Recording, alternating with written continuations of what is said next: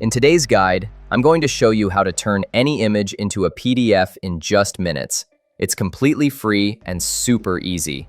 Whether it's a screenshot, a photo, or a document, you can do this right from your browser without downloading any extra software.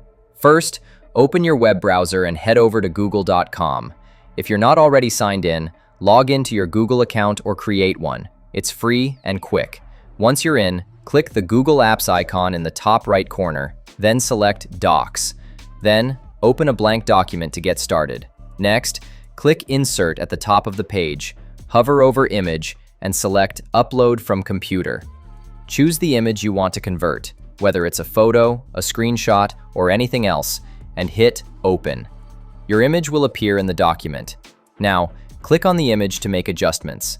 At the bottom, select Wrap Text to move and resize it freely. Position it exactly as you want.